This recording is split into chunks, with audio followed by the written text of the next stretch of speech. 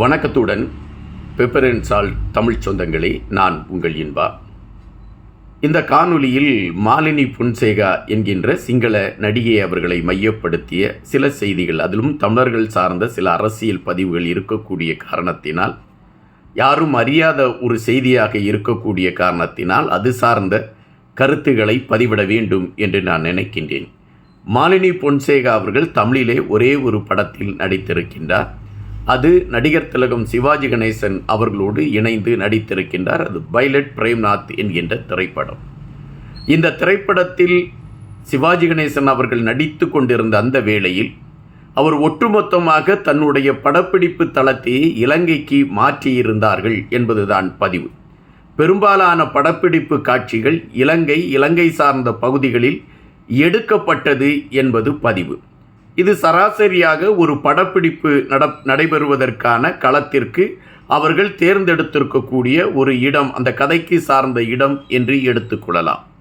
ஆனால் இதன் பின்னால் ஒரு பெரிய தமிழர் சார்ந்த ஒரு அரசியல் இருக்கிறது என்பதை நாம் இங்கு பதிவு செய்ய வேண்டியதாக இருக்கிறது.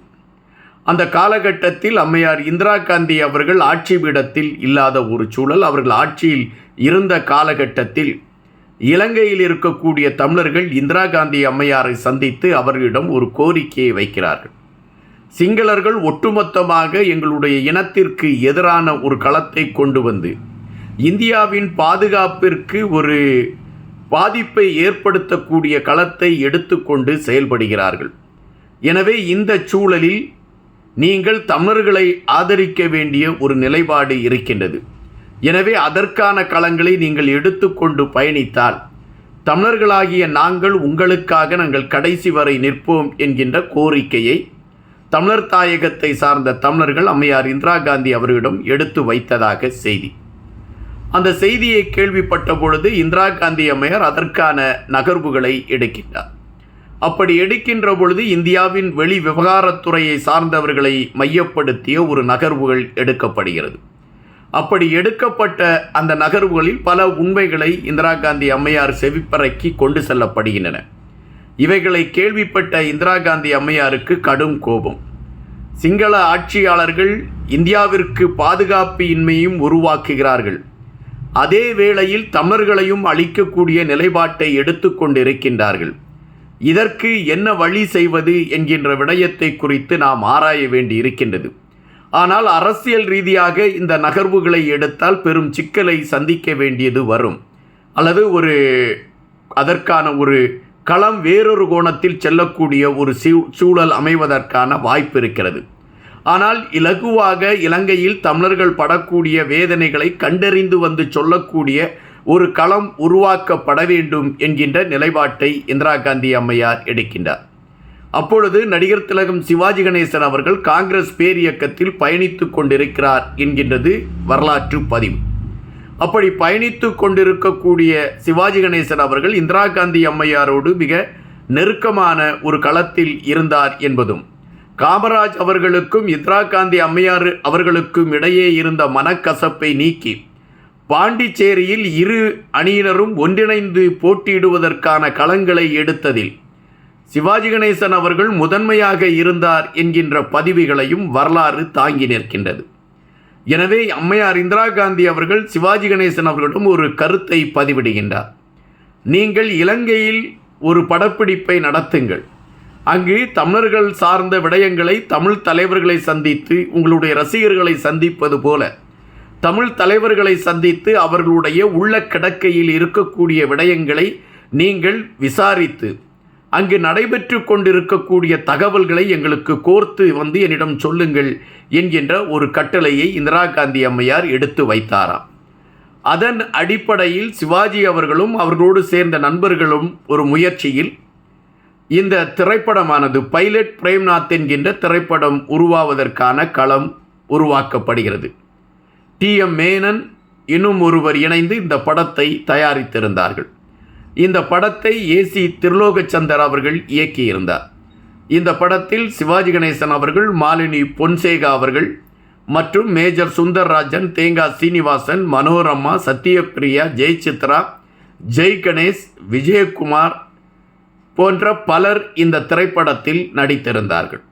சிவாஜி கணேசன் அவர்களுடைய படப்பிடிப்பு ஒட்டுமொத்தமாக இலங்கையில் பல நாட்கள் நடைபெறுவதற்கான ஒரு களம் அமைந்தது. அப்படி இலங்கையில் படப்பிடிப்பு நடந்து கொண்டிருந்த அந்த சூழலில் சிவாஜி கணேசன் அவர்களை சந்தித்து தமிழ் சமூகத்தை சார்ந்தவர்கள் பல விடயங்களை குறித்து பேசியிருக்கிறார்கள். அதற்கான நேரங்களை சிவாஜி கணேசன் அவர்கள் ஒதுக்கி கொடுத்து தமிழர்களுக்கு அங்கு என்ன பிரச்சனைகள் நடந்து கொண்டிருக்கிறது என்பதும் அது சார்ந்த ஒரு தெளிவான தேடல்கள் எப்படி அமைய வேண்டும் என்கின்ற களத்திலும் அது சார்ந்த கருத்துக்களை அவர் தேடி எடுத்திருக்கின்றார்.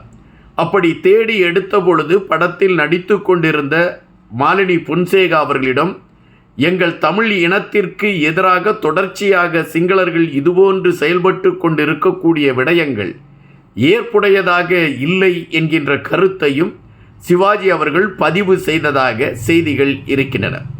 அதன் பின்பு படப்பிடிப்பு முடிந்த பின்பு சிவாஜி கணேசன் அவர்கள் அம்மையார் இந்திரா காந்தி அவர்களை சந்தித்து இலங்கையில் தன்னை சந்தித்த தமிழ் தலைவர்கள் அல்லது தமிழ் சார்ந்தவர்கள் தன்னை சந்தித்து அவர்கள் வைத்த கருத்துக்களை எல்லாம் இந்திரா காந்தி அம்மையாரிடம் எடுத்து வைத்ததாகவும் அதன் பின்புதான் இந்திரா காந்தி அம்மையார் அவர்கள் இலங்கை சார்ந்த விடயங்களில் இந்தியா தனி கவனம் செலுத்துவதற்கான நடவடிக்கைகளை எடுக்க வேண்டும் என்கின்ற முடிவு செய்ததாகவும் அதற்காக வெளிவிவகாரத்துறையை சார்ந்த பல அந்த தமிழ் சார்ந்த விடயங்களில் முதன்மை காட்டக்கூடியவர்களை இலங்கை விடயத்தை பார்ப்பதற்கான ஒரு களத்தை உருவாக்கி கொடுத்ததாகவும் ஒரு வரலாற்று செய்தி பதிவாகி இருக்கின்றன.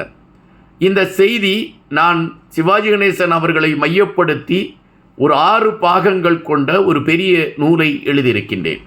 ஒவ்வொரு பாகமும் சுமார் 400 பக்கங்களை தாண்டிய ஒரு நூல். அது கலைமகள் கைப்பொருள் சிவாஜி ஆளுமை என்கின்ற தலைப்பில் எழுதிய அந்த நூலில் இந்த தகவல்களை நான் வைக்கக்கூடிய ஒரு களம் அமைந்தது. இந்த தகவல் எனக்கு கிடைத்தது இதுபோன்ற பல தேடல்களை நடத்தி கொண்டிருந்த பொழுது ஒரு பத்திரிகையில் இது சார்ந்த கருத்துகள் பதிவிடப்பட்டிருந்தன.